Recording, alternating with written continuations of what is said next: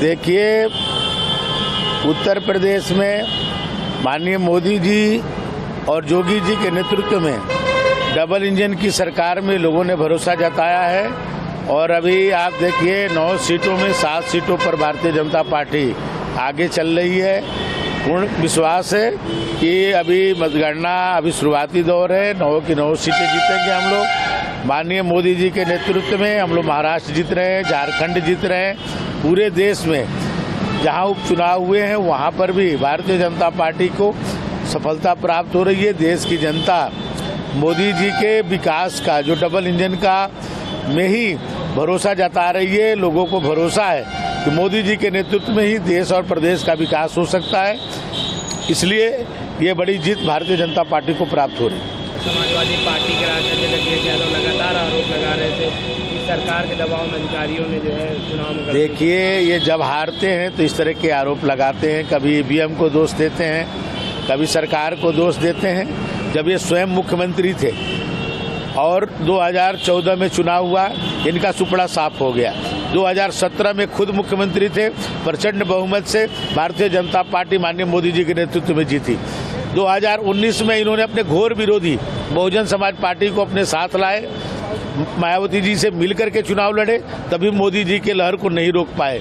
और 2022 में आप मोदी जी और योगी जी के नेतृत्व में हम लोग जो है 2022 का चुनाव जीते, जिसमें कहते थे हम 400 सीट पाएंगे।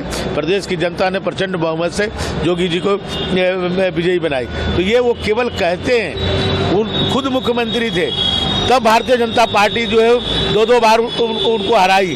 तो ये केवल ये अपने हार को खींच को मिटाने के लिए इस तरह के आरोप लगा रहे हैं, बेबुनियाद आरोप। सर, महाराष्ट्र और कैसे देखते हैं? तो आप देख रहे हैं वहाँ पर वो जहाँ 30 सीट पर है, हम 55 सीट पर हैं, वो कहीं 20 सीट पर हैं, 35 सीट पर हैं। तो आज जो है आप देखिए भारतीय जनता पार्टी मोदी जी के नेतृत्व में जीत रही है।